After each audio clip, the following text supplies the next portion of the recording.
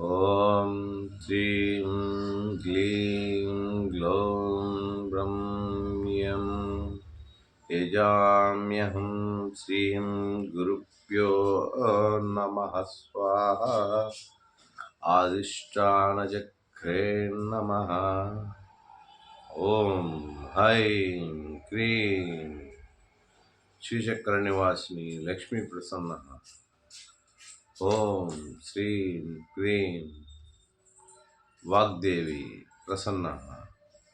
ఓం హైం క్లీం రం యం యజామ్యహం స్వాహ. ఆది పాపాతమస్త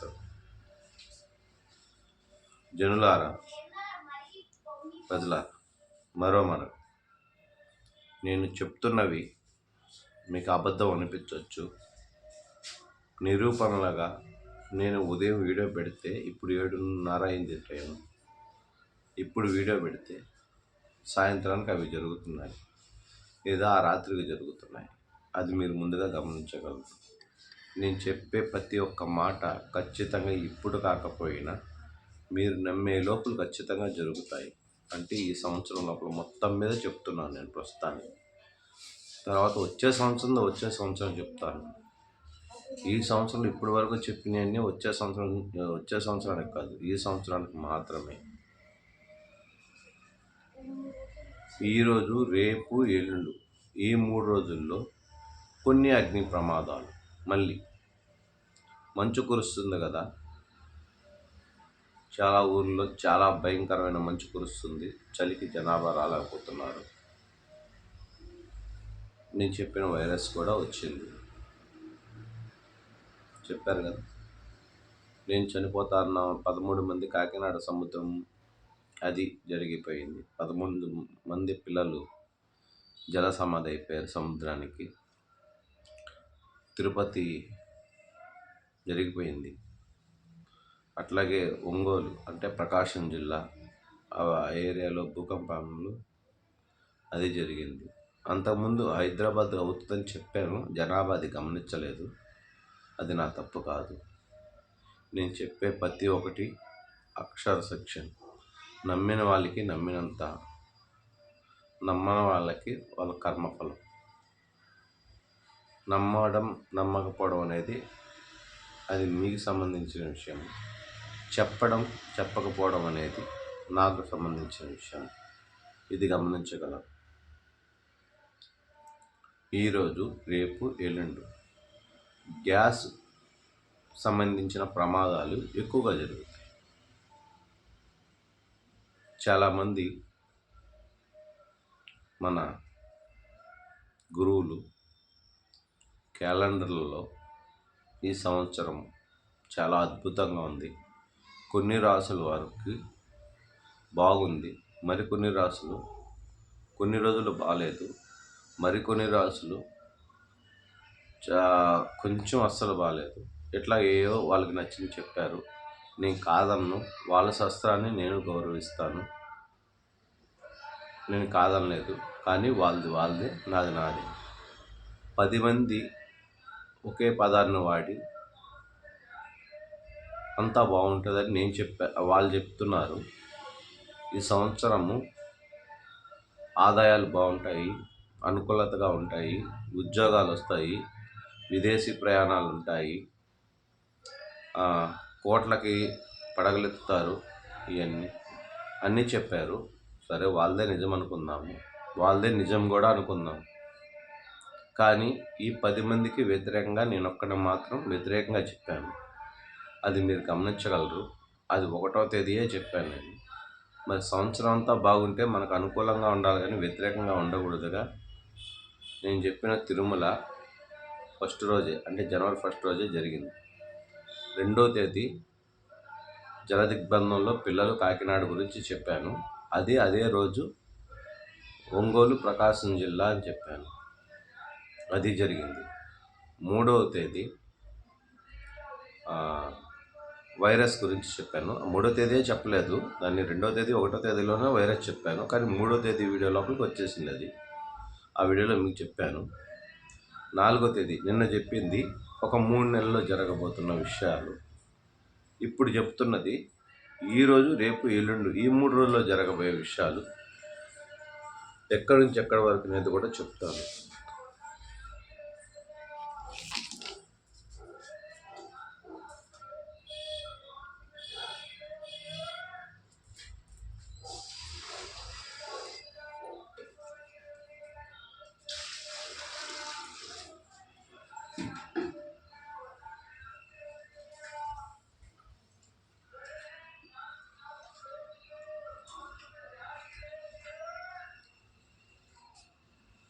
తప్పుగా ఆలోచించొద్దండి. నేను చెప్పిన మాటలు మీరు తెలుసుకునే లోపల అర్థం చేసుకునేలాగా పుణ్యకాలం కాస్త గడిచిపోతుంది. నేను చెప్పినట్టే నా యంత్రబలము, మంత్రబలము, తంత్రబలము ఉన్న యంత్రాలు ఉన్నవాళ్ళు, నా కాడ ఇంతవరకు చేయించుకున్న వాళ్ళు, నా ఆశీర్వాదాలు తీసుకున్న వాళ్ళు, నా శిష్యులు అంటే నమ్మకంగా ఉన్న వాళ్ళు మాత్రమే. అపనమ్మకంతో ఉన్నవాళ్ళు, వాళ్ళకి నేను ఆశీర్వదించినా అది విఫలమవుతుంది. నమ్మి ద్రోహం చేసిన వాళ్ళు ఆ పాదమస్తకం మరణం తథ్యం. ఇది గురుదూషణ చేసిన వాళ్ళు, గురుద్రోహం చేసిన వాళ్ళు, దైవ దూషణ చేసిన వాళ్ళు, దైవానికి కూడా అపకారం చేపట్టిన వాళ్ళు, అంటే గుడుల్లో దొంగతనాలు చేసిన వాళ్ళు, ఉండీలు దొంగతనం చేసిన వాళ్ళు, దొంగతనానికి ప్రయత్నించిన వాళ్ళు మరణం ఈ సంవత్సరంలో తథ్యం. గమనించగలరు. ఆడపిల్లల్ని హింసించిన వాళ్ళు, ఆడపిల్ల కంటినీళ్ళని అమృతంలా భావించిన వాళ్ళు, ఇంట్లో బంధించి హింసించిన వాళ్ళు అంతా ఈ సంవత్సరం ప్రాణార్పణం చేయాల్సిందే. మీరు ఇంట్లో దాముకున్న చీమ కుట్టు కూడా చచ్చిపోతారు. ఇది వాక్సిద్ధి. ఇది నేను చెప్పేది కాదండి. ఇది నేను ప్రత్యేకించి చెప్తున్నాను మీరు అనుకుంటున్నారు. నేను చెప్పేది కాదు. నా చేత చెప్పిస్తున్న వాళ్ళు వేరే ఉన్నారు ఇక్కడ.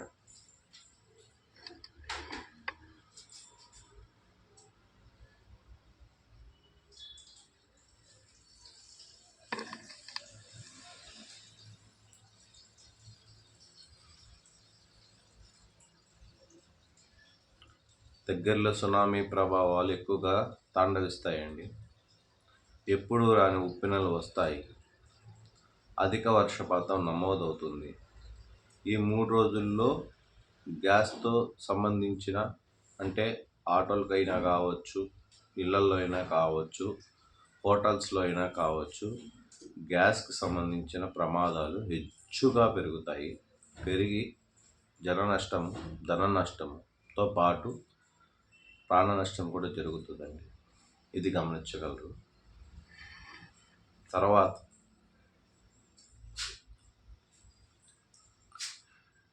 చెప్పుంటాను, మగవాళ్ళు హిజ్రాలుగా మారుతారని. హైదరాబాద్కి రాబోయే ప్రతి నిమిషము దినదిన గండము 100 ఏళ్ళ ఆయుష్. అది జనాభా తెలుసుకుంటే చాలా మంచిది. నేను ఇందాక చెప్పాను మీకు, ఈ సంవత్సరం అంతా బాగుంటే వాళ్ళు చెప్పినట్టు 10 మంది చెప్పినట్టే జరగాలి కదా. వాళ్ళకంతా వ్యతిరేకంగా నేను వెనక్కి చెప్పాను. అంటే ఈ సంవత్సరం అసలు బాగలేదు ఎవరికైనా. 1వ తేదీ నేను చెప్పినట్టు జరిగింది, 2వ తేదీ నేను చెప్పినట్టు జరిగింది, 3వ తేదీ నేను చెప్పినట్టు జరిగింది, 4వ తేదీ 3 నెలల లోపల జరుగుద్దని చెప్పాను. ఈరోజు 5వ తేదీ కదా. మరి వాళ్ళకి వ్యతిరేకంగా ఎందుకు చెప్తున్నానండి? క్యాలెండర్లో అక్షరాలు, తిథులు, నక్షత్రాలు సరే, అందరూ చెప్పడం కాదండి. ఆవు మాంసం తింటున్న వాళ్ళు, ఆవుని బలిస్తున్న వాళ్ళు, ఆవును కోస్తున్న వాళ్ళు ఈ సంవత్సరం పరిపూర్ణంగా ఆపదంటే ఏంటో తెలియకుండా ఆ బాధ ఎంత నరకమో అంత నరకం పడతారండి. వీళ్ళతో పాటు వాళ్ళ కుటుంబ సభ్యులు కూడా ఆ పాపకర్మలు అనుభవించక తప్పదు. తినడానికి తిండి లేకుండా పోతారు వాళ్ళు.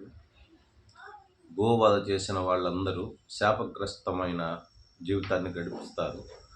ఒళ్ళంతా పుండ్లు, నల్లటి మచ్చలు, మొత్తం వికృతంగా మారడము. గోమాంసం తిన్నవాళ్ళు వాళ్ళకి ఇదే శిక్ష అండి. గోమాంసం తిన్నవాళ్ళు వాళ్ళకి కూడా ఇదే శిక్ష. ఇది ఎవరైనా కానివ్వండి. బలం కోసము, బలహీనత కోసము ఎవరైనా తినిగానుంటే అది మీ బలం కాదండి, బలహీనత. వాళ్ళు ఈ 6 నెలల్లోనే చనిపోతారండి. ఇది తథ్యం. జనవరి నుంచి ఈ 6 నెలలు లోపల చనిపోతారు. ఇది తథ్యము. చెప్పాను కదా, గ్యాస్ వల్ల ప్రమాదాలు ఎక్కువగా జరుగుతాయని. ఈ 6 నెలల్లో ఈ 3 రోజుల్లో కొన్ని, ఈ 6 నెలల్లో మరింత ఎక్కువ. ఆకాశం నుంచి నిప్పులు అంటే మన నక్షత్రాలు రాత్రులు రాలిపడి పూరిళ్ళు దగ్ధమైపోతాయండి. ఆస్ట్రాయిడ్స్ స్మాల్ సైజులో, ఆ సైజులో ఒక చిన్న పిల్లలు ఆడుకునే గోళీ సైజుల్లో గోళీలు ఉంటాయి కదా, చిన్న చిన్న పిల్లలు ఆడుకుంటుంటారు. ఆ సైజులో ఉన్న ఆస్ట్రాయిడ్స్ చిన్నవి పేలుడు పదార్థంలా మండి పూరి గడుసుల మీద, ఇళ్ళ మీద పడి రేగులు పగలడము. దానివల్ల ఆ స్మెల్కి నైట్రోజన్ అవ్వడం వల్ల ఊపిరి ఆగిపోయే పరిస్థితికి వస్తుంది. ఆ విధంగా కూడా జనాభా అంతరిస్తారండి.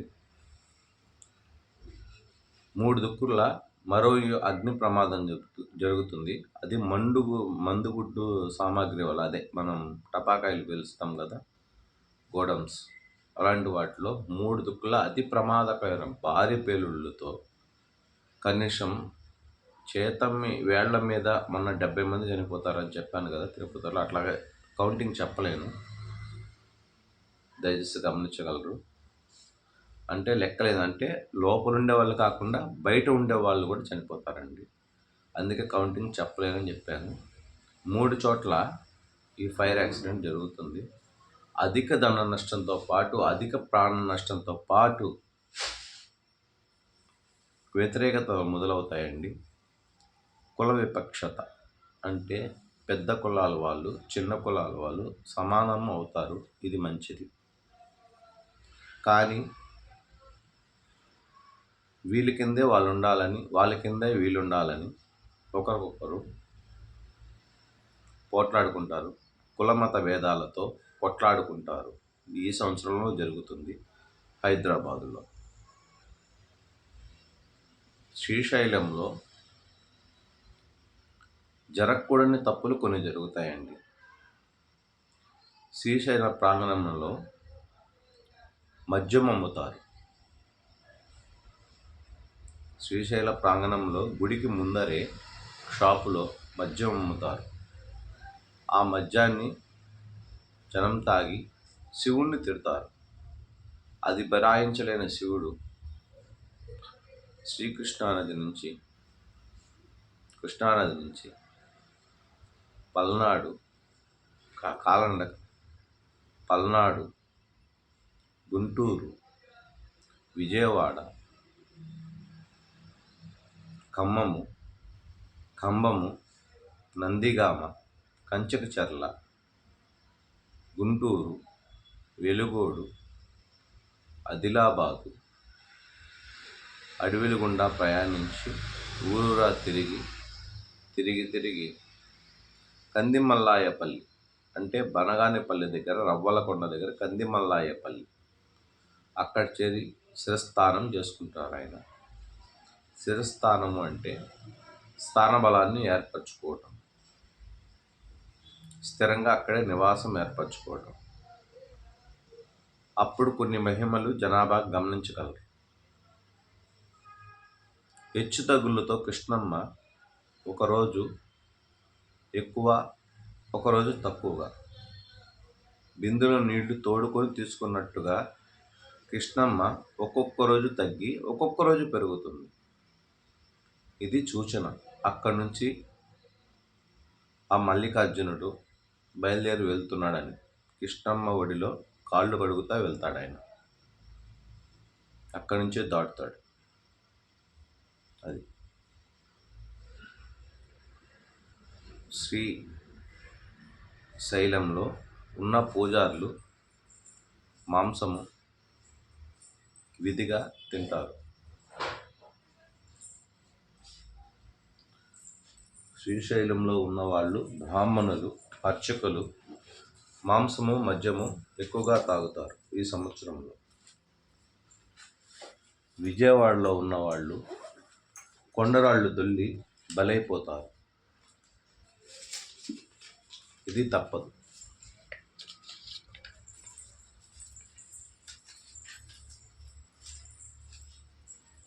విజయవాడలో నడకదారికి మామూలుగా బండ్లు పైకి పోవడానికి ఉన్న మధ్య భాగంలో కొండ చీలికలు వచ్చి రాతి బండలు దొల్లి వాహన నష్టము, ప్రాణ నష్టము, దాంతోపాటు కొంతమంది జనం, దాంట్లో పిల్లలు, పెద్దలు, వృద్ధులు మొత్తము మరణించడం తథ్యం. కొండ మధ్య చీలిక మాత్రమే ఏర్పడుతుంది. ఈ సంవత్సరంలోనే జరుగుతుంది, గమనించగలరు. ఎప్పుడో జరగబోయే చెప్పట్లేదని ఈ సంవత్సరం లోపే కొన్ని చెప్తున్నాను. ఈ సంవత్సరానికి సంబంధించి నేను ఇప్పుడు చెప్పేవన్నీ ఈ సంవత్సరానికి సంబంధించినటి. వచ్చే సంవత్సరం ఎలా ఉంటుందో చెప్తాను. ఈ 5 సంవత్సరాలు కూడా ఎలా ఉంటాయో కూడా చెప్తానండి. మీరు నమ్మితే, నమ్మకపోయినా నేను చెప్తాను. ఎందుకంటే జరగబోయేది కొంచెం మీకు ముందుగా తెలిస్తే జాగ్రత్త పడతారు. కానీ కొన్ని అయితే డేట్లతో పాటు ఊర్లతో పాటు చెప్తాను, అర్థం చేసుకోండి. అట్లాగే చెప్పానని కదండి, దీనికి పరిహారాలు ఏమీ లేవా అని గురువు గారని నాకు చాలామంది కామెంట్ల రూపంలో నాకు పెట్టారు. కొంతమంది ఫోన్ చేసి అడిగారు. ఉన్నాయి, ₹1 ఖర్చు లేని పని ఉంది అంటే ఎవరైనా చేస్తారు కదండి. అదే నాలాంటి వాళ్ళ దగ్గరికి ఎవరికి వెళ్ళొద్దండి. దైవార్చన కూడా చేయాల్సిన అవసరం లేదండి.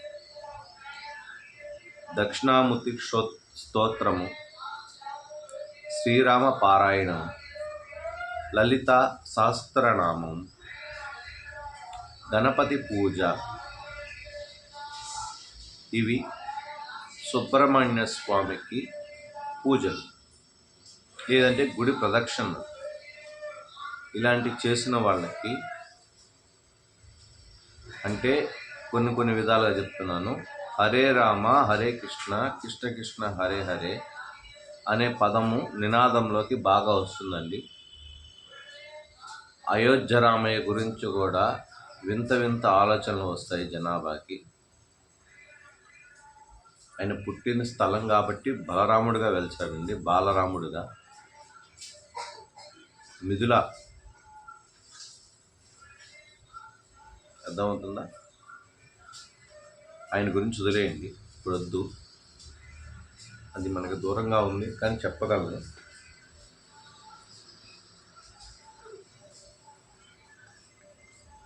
గుడికి దానం ఇచ్చిన వాళ్ళు, బడికి దానం ఇచ్చిన వాళ్ళు, అన్నదానం చేసిన వాళ్ళు అనంత పుణ్యలోకాలకు వెళ్తారు. దానికి పూర్వమే కొన్ని వాళ్ళకి శుభసూచకాలు కనబడతాయండి. అన్నీ ఆపదలు లేవు, కొన్ని మంచి కూడా ఉన్నాయి, అవి కూడా చెప్తారు. కొన్ని అంటే కొన్ని కాదు, అటు ఇటు దేంట్లో అయినా 50-50 ఉంటుందండి. 50% మంచి ఉంటుంది, 50% చెడు ఉంటుంది. మొదట చెడు చెప్తున్నాను, దానికి పరిహారంగా తర్వాత ఏం కావాలనేది, మంచి అంటే ఏం జరిగితే మాకు మంచి జరుగుతుంది, ఈ ప్రపంచానికి మేలు జరుగుతుంది అన్నదానికి నేను ఆన్సర్ ఇస్తానండి. ఇప్పుడు ప్రస్తుతం అయితే చెడు గురించి చెప్తున్నాను, జరగబోయే వాటి గురించి. మీరు అన్నట్టు చాలా బాగుంటే ఆ 10 మంది మాట, ఆ పురోహితులు కావచ్చు, బ్రాహ్మణులు కావచ్చు, క్యాలెండర్ రాసేవాళ్ళు కావచ్చు, ఎవరైనా కావచ్చండి, వాళ్ళ మాటే తథ్యమయ్యేవారు. ఈ సంవత్సరం బాగుండేది. మీరు యూట్యూబ్లో చూస్తుంటారు, టీవీలో చూస్తుంటారు ఈ సంవత్సరం చాలా బాగుంటుందని. అది బాగాలేదండి. ఈ సంవత్సరమే కదండి, రాబో 5 సంవత్సరాలు అస్సలు బాగలేదు. ఒక్క ఆనందనామ సంవత్సరానికి మిగలబోయే కొంతమంది మాత్రమే ఆ అదృష్టం ఉందండి. ఆ అదృష్టం ఎలా అంటే, శ్రీరామ రామేతి చెప్పాను కదా, అదొకటి ఉచ్చారణలో పెట్టుకోండి, మీ పిల్లలకి నేర్పించండి, మీ పెద్దవాళ్ళు చదువుకోండి. లలితా సహస్రనామాలు, అర్చనలు, వీలైన వాళ్ళు అంటే కొంచెం బలవంతులు బలహీనులు ఎలాగా చేయలేరు. హోమాలు యజ్ఞాలు అటువంటివి తమ పేరు మీద దేవుడి పేరు మీద కాదండి, ప్రకృతి విపత్తు నుంచి మనల్ని మనం కాపాడుకోవడానికి సర్వే జనా సుఖినో భవంతు అన్న నినాదంతో అందరూ బాగుండాలని యాగ ఫలాలను మొదలు పెడితే కొంతవరకు ప్రకృతి విపత్తు నుంచి తప్పించుకునే అవకాశం కొంతవరకు కాదండి, ఒక 50% ఉంది ఖచ్చితంగా చెప్పగలను. కానీ మూర్ఖులు డబ్బుతో అహంకారం పొంది చెందుతున్న వాళ్ళు ఎన్ని యాగాలు చేసినా, ఎన్ని హోమాలు చేసినా, అనంత అన్నదానం చేసిన, కాశీలో అన్నదాన ఫలం పొందిన, సాక్షాత్తు భగవంతుడే వచ్చి వరమిచ్చిన వాళ్ళు కూటికి లేకుండా పోతారండి. ఇది సత్యం, ఇది తథ్యం. పేదవాడు గుప్పెడు మెతుకులు దానం చేసిన అనంత అన్నదాన పుణ్యము, అనంత అశ్వదాన పుణ్యము, అనంత గోదాన పుణ్యము, అనంత సువర్ణదాన పుణ్యము, అనంత భూదాన పుణ్యము, అనంత గోదాన పుణ్యము, అనంత కన్యాదాన పుణ్యము, అనంత ప్రాణదాత పుణ్యము, ఇవన్నీ దక్కుతాయి. గుప్పిడి బియ్యము గుప్పిడి అన్నం పక్కవారికి పెట్టిన, ఇది గమనించగలరు. ముఖ్యంగా అహంకారపూరితమైన జీవితంతో బతికే వాళ్ళకి ఆయుష్ క్షీణం, క్షణక్షణం. ఇప్పుడు పొద్దున చూసిన వాళ్ళు రేపు పొద్దున కనపడరండి. అంటే మాయమైపోతారని కాదు, జీవం లేకుండా పోతారని అర్థం. గమనించగలరు. ఆపాదమస్తకం. చెప్పాను కదండి, ఈ 3 రోజుల్లో కొన్ని ప్రమాదకరమైన పేలుళ్ళు అది గ్యాస్ వరకే జరుగుతాయండి, అది గమనించగలరు. ఇటీవలలో ఈ 3 రోజుల్లోని కొంత ప్రాణ నష్టము గ్యాస్ వల్లే కాదండి, అగ్ని, పూరి గుడిసెలు అక్కడక్కడ. హైదరాబాద్లో పూరి గుడిసెలు ఎక్కడున్నాయో అనుకోవద్దండి, హైదరాబాద్ కాదు నేను చెప్పింది. మీకు నిరూపణ కావాలంటే న్యూస్ వచ్చిన తర్వాతే చూసుకోండి ఎక్కడ తగలబడ్డాయో. నేను ఏ ఊర్లు ఎక్కడి నుంచి ఎక్కడి దాకా చెప్పానంటే సముద్ర తీరం నుంచి, అంటే కాకినాడ నుంచి మొదలుపెట్టి కన్యాకుమారి వరకు చెప్పాను. ఈ పక్క హైదరాబాద్ నుంచి ఆదిలాబాద్ వరకు చెప్పాను. ఈ పక్క తమిళనాడు వరకు చెప్పాను. ఇంకా కేరళ వరకు కూడా చెప్పాను. 4 దిశలా చెప్పారండి. 4 దిశలుగా మార్కాపురము, కంచకచర్ల, నందిగామ, విజయవాడ, భీమవరము,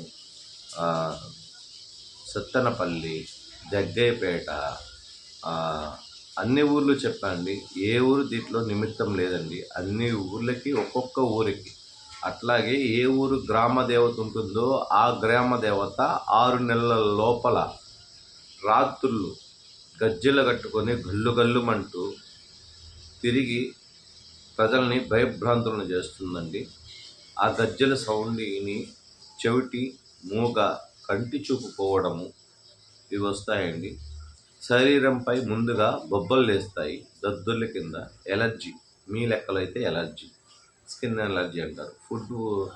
ఏదైనా ఫుడ్ ఇన్ఫెక్షన్ జరిగితే ఏదన్నా వస్తుంది కదా ఎలర్జీ. బాడీపై దద్దుర్లు లేస్తాయండి. ఆ దద్దుర్లే పుండ్లుగా మారుతాయి.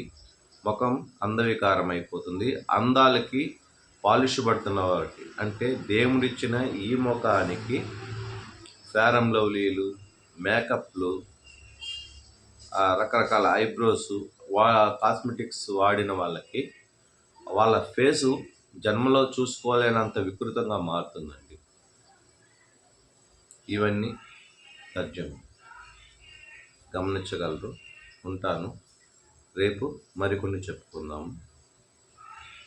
మీరు ఏదన్నా నన్ను అడగాల్సి ఉంటే మళ్ళీ చెప్తున్నానండి, నివారణ కోసం అడగాల్సి ఉంటే నేను చెప్పిన 4 పనులు చేస్తే కొన్ని మీ ఇంట్లోనే ఉపశమనం పొందగలరు. నాలాంటి గురువుల దగ్గరికి ఎవరి దగ్గరికి చేరద్దండి. దైవ ఉపాసన, దైవారాధన, దక్షిణామూర్తి స్తోత్రము, భూసూక్తము, శ్రీ సూక్తము, గురుపాదుకం అంటే గురువుల దగ్గరికి వెళ్ళకపోయినా గురుపాదుకం చేసుకున్న వాళ్ళు, అంటే నాలాంటి వాళ్ళు కాదండి. గురుపాదుకం అంటే ఆది శంకరాచార్యులు కావచ్చు, లేదంటే తర్వాత వచ్చిన వాళ్ళు శ్రీచక్ర పీఠాధిపతులు కావచ్చు, ఎవరైనా కంచి, కామకోటి, శ్రీశైలంలో ఉన్నాయి కదండి, అట్లాగే కాశ్మీరము, అట్లాగే మంచి మంచి పీఠాధిపతులు ఉన్నారండి. అలాంటి వారి ఫోటోలు తెచ్చుకొని పెట్టుకున్నా ఇబ్బంది లేదండి. అంటే వాళ్ళు గొప్పవారని నేను చెప్పలేదు, అట్లని తక్కువ వారని చెప్పలేదండి. అంటే ఒక పీఠానికి అధిపతి కాబట్టి అధిష్టాన దేవత అక్కడ ఉంటారండి. అనుగ్రహం లేనిదే ఆవిడైనా అక్కడ కూర్చోపెట్టదు, వాళ్ళకి నన్నైనా ఇక్కడ కూర్చోబెట్టరు. అర్థమవుతుందా? అది విషయం. గురుపాదుకం శ్రీదత్త పారాయణం, ఆయన ఒక సద్గురువేనండి. నిజాన్ని నిలకడగా తెలిపాడు. తాగుబోతులు ఎలా ఉంటారు, శ్రీదత్త దాని గురించి చరిత్రలో చదవండి. ఆయన కుక్కలను వెంట పెట్టుకొని పిచ్చివాళ్ళలాగా, వేషాలతో తిరిగేవాళ్ళలాగా, రకరకాల వేషాలతో మనిషిని పరీక్షిస్తాడండి. కాకపోతే ఆయన నిజ దర్శనం దొరకాలంటే శ్రీపాదుకం వల్లభ, శ్రీపాద వల్లభ పిటు పూరకే అంటే పిఠాపురం సంబంధించిన శ్రీదత్త నిలయం దర్శించిన వాళ్ళకి, శ్రీదత్త గుడికి వెళ్ళిన వారికి అపముచ్చు దోషాలు పోవు, అంటే పోతాయన్నమాట. ఇది తథ్యము. సామర్లకోట పెద్దాపురంలో ఉన్న మరిడమ్మ తల్లి చెరువులోంచి బయటకు వచ్చి పుట్టింటి వారింటికి వెళ్తుంది. ఇది జరుగుతుంది. ఇది ఆషాఢ మాసంలో జరుగుతుంది. విగ్రహం పైకప్పు విరిగి పడుతుంది, అంటే సీలింగ్, మీ భాషలో సీలింగ్ అని చెప్పాలి. విగ్రహానికి ఉన్న పైకప్పు విరిగిపడుతుంది. పిఠాపురంలో ఉన్న పురుహూతిక అష్టదశ పీఠాల్లో ఒకటి. ఆవిడ పీఠం కూడా కదిలి కాళ్ళ కింద నుంచి నీరు ఉద్భవిస్తుంది. తర్వాత అన్నవరం సత్యనారాయణ స్వామి నిలబడ్డవాడు నిలబడ్డే ఉంటాడు, కానీ కొండ 3 అడుగుల కిందకి, అంటే ఆయన నిలబడ్డ స్థానచలనం 3 అడుగుల కిందకి దిగుతుంది.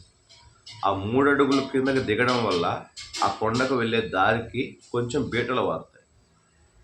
అట్లాగే తలుపులమ్మి తల్లి లోవా అనే ఒక ఊరుంది, అక్కడే పక్కట్లో తుని దగ్గర. అక్కడ ఒక అద్భుతం జరుగుతుంది, ఎవ్వరూ కని వినన్న అద్భుతం. ఇంకో విషయం అండి, ఊరూరా ఒక పులి తిరుగుతుంది. జనము, జంతుజాలము అంటే గొర్రె, బర్రె, ఆవు, మనిషి, ఈ 4 వస్త్రాలని తీసుకొని పోతుంది. అట్లాగే ఆ పులి కాదండి. మన చూసే వాళ్ళకి పుల్లా కనబడుతుంది, కాదండి. వాళ్ళు వానరులు. రామాయణ తత్వంలో మనకు కనపడ్డ వానరులు వాల్మీకి సంబంధించిన వాళ్ళు. వాల్మీకి ఈ విషయాన్ని ఎప్పుడో రాశారండి, చాలామందికి తెలియదు. ఆయన 18 భాగాలుగా విడగొట్టిన కొన్ని శాస్త్రాల్లో ఇది కూడా ఉంది. ఊరూరా ఒక పులి అంటే ఇంటికి ఒక పులిని పెంచుకోలేం కదండి. కానీ శత్రునాశనం కోసమే తిరిగే వాటిని అవి జంతువులు అనుకుంటారు జనాభా. వాటి పగలంతా పులిగా ఉండి రాత్రి మనుష్య రూపం ఎత్తుతుంది పులి. అది తెలియదు. దాన్ని పట్టి బంధించాలనుకున్న వాళ్ళు మరణం అంచుల వరకు పోయి వస్తారు. ఒకవేళ అది పట్టినా మళ్ళీ ఇంకొకటి పుడుతుంది. ఇది తథ్యం, గమనించగలరు. వరంగల్లు, పెద్దపల్లి, జన్నారం, ఆదిలాబాదు, చిట్యాల ఎక్కువగా పులి సంచారాలు ఎక్కువై జన నష్టం ఎక్కువగా జరిగాయి.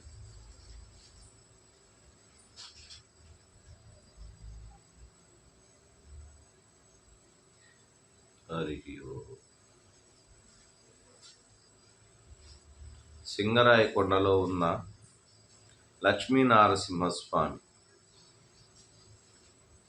ఆగ్రహం లేచి ఆయన పీఠము కదిలి పాదం మోపడంతో ఆ కొండ 2 చీలికలై సముద్ర గర్భంలో కలిసిపోయాయి. అందువల్ల అక్కడ ఉన్న పోళ్ళ అనే ఒక ఊరు, సింగరాయకొండ, ఉలవపాడు, ఒంగోలు, కావలి, జలదంకి, గట్టుపల్లి, చింతలపాలెం, 9వ మైలు, 11వ మైలు, మాలకొండ మొత్తం అన్నీ కుదించుకుపోతాయండి. మాలకొండలో ఉన్న నరసింహస్వామి కూడా ఉగ్రమున లేస్తాడు. ఆ పక్క ఆయన ఈ పక్క ఈయన ఇద్దరు కలిసి తొక్కడం వల్ల చాలా జరుగుతాయండి. ఆ తొక్కడం వల్ల సముద్రంలో ఉప్పిన సంభవించే సంఘటనలు చాలా ఉన్నాయి.